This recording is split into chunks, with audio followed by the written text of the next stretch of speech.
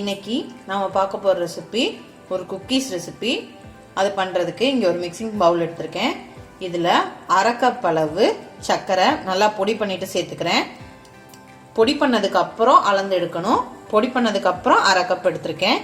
இப்போ இது கூடவே எவ்வளோ அளவு சர்க்கரை எடுத்தீங்களோ அதே அளவு எண்ணெய் சேர்த்துக்கலாம். ரீஃபைண்ட் ஆயில் தான் சேர்க்கிறேன். வேற எந்த வாசனை இருக்க எண்ணெயும் சேர்க்கக்கூடாது.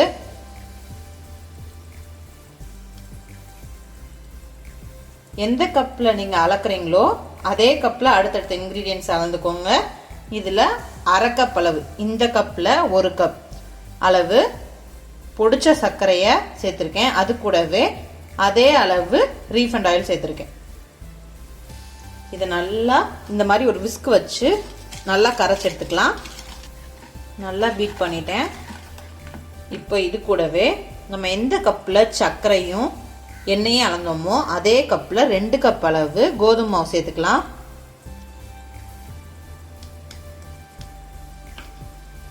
நீங்க எதுல வேணாலும் மெஷர் பண்ணிக்கலாம்.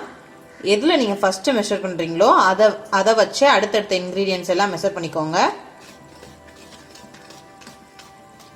இப்போ இதை நல்லா கலந்து விட்டுக்கலாம். இதுல நாம எந்த கப்ல கோதுமை மாவு சர்க்கரை அளந்தோமோ அதே கப்ல அரை கப் அளவு கடலை மாவு சேர்க்கிறேன். இது கூடவே ஒரு அரை ஸ்பூன் அளவு உப்பு, அரை ஸ்பூன் அளவு பேக்கிங் சோடா. இப்ப இதை எல்லாத்தையும் நல்லா பிசைஞ்சு எடுத்துக்கலாம். எல்லாம் நம்மளுக்கு ஒன்று சேர்ந்து வரணும், அந்த அளவுக்கு நல்லா பிசைஞ்சுக்கலாம். எல்லாத்தையும் நல்லா பிசைஞ்சிட்டேன்.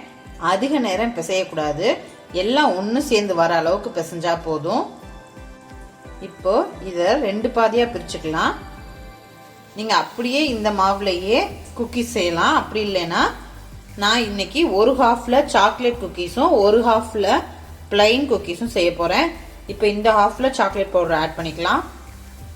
இப்போ இந்த மாவுல ஒரே ஒரு ஸ்பூன் அளவு கொக்கோ பவுடர் எடுத்திருக்கேன், அதை சேர்த்துக்கலாம். சேர்த்து நல்லா பிசைஞ்சுக்கோங்க.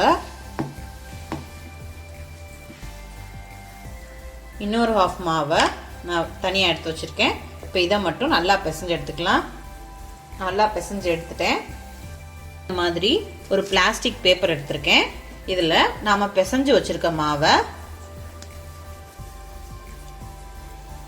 இப்படி நல்லா உருட்டி ஒரு ராட் ஷேப்ல உருட்டி வச்சுக்கலாம். இந்த மாதிரி உருட்டி வச்சிருக்கேன்.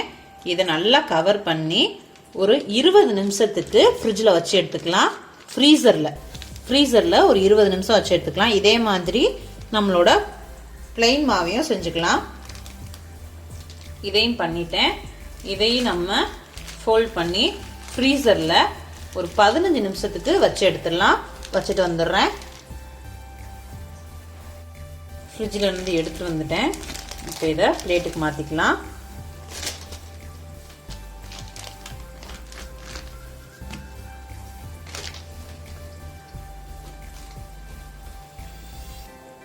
இப்போ இதை கட் பண்ணிக்கலாம். நான் ஒரு 3 பீசஸாக கட் பண்ணுறேன். நம்ம ஃப்ரிட்ஜில் வச்சு எடுத்துருக்கிறதுனால நம்மளுக்கு உடையாது.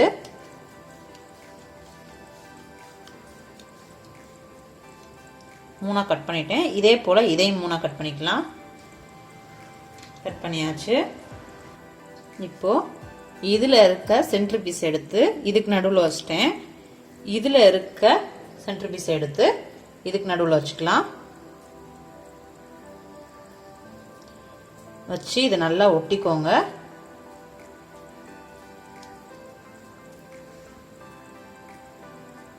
பாருங்க, ரெண்டையுமே செட் பண்ணியாச்சு.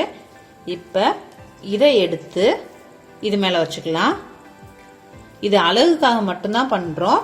நீங்க அப்படியே ரவுண்ட் ரவுண்டா தட்டியும் பேக் பண்ணலாம். நான் கொஞ்சம் டிஃப்ரெண்டா இருக்கணும்ன்றதுக்காக இப்படி செட் பண்ணிருக்கேன். இப்போ இத கட் பண்ணிக்கலாம். கார்னர்ஸ்ல இருந்து கட் பண்ணிக்கிடுவோம்.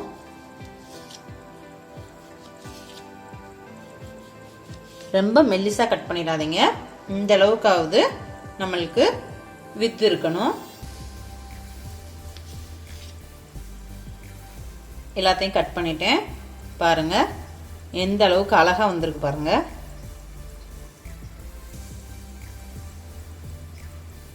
இப்போ இது எல்லாத்தையும் பிளேட்டுக்கு மாற்றிடலாம்.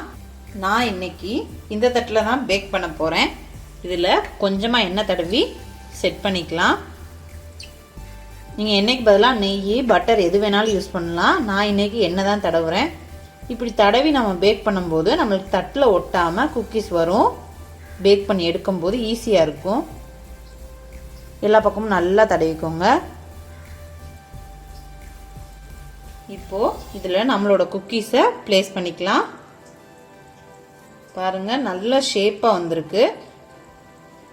பக்கத்தில் பக்கத்தில் வைக்கக்கூடாது, கொஞ்சம் தள்ளி தான் வைக்கணும். அப்போனா தான் நம்மளுக்கு வெந்து வரும்போது குக்கீஸ் கொஞ்சம் உப்பி வரும். அப்போ ஒன்றோட ஒன்று ஒட்டாமல் இருக்கும். எல்லாத்தையும் ப்ளேஸ் பண்ணிட்டு காமிக்கிறேன். ஒரு பேட்சை ப்ளேஸ் பண்ணிட்டேன். இப்போ இதை நம்ம பேக் பண்ணி எடுத்துடலாம்.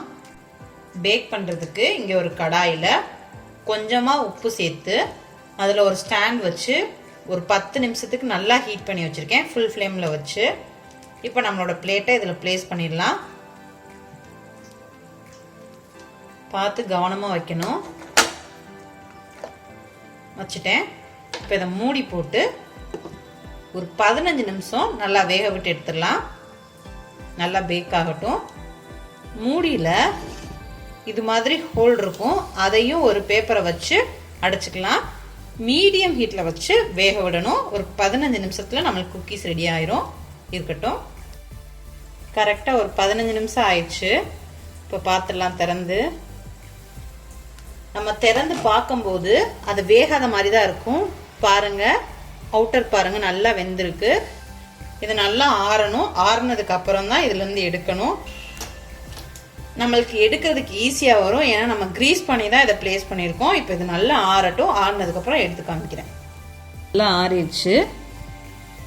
ஈஸியாக எடுக்க வருது பாருங்கள். பாருங்கள் ரொம்பவே சாஃப்டாக இருக்குது. இந்த அளவுக்கு வெந்திருக்குன்னு பாருங்கள். நான் உடச்சி காமிக்கிறேன். எவ்வளோ கிறிஸ்பியாக இருக்குது பாருங்கள். நல்லா வெந்துருச்சு. ட்ரை பண்ணி பாருங்கள். ட்ரை பண்ணி பார்த்துட்டு எப்படி இருக்குன்னு எனக்கு கமெண்டில் சொல்லுங்கள். தேங்க்யூ.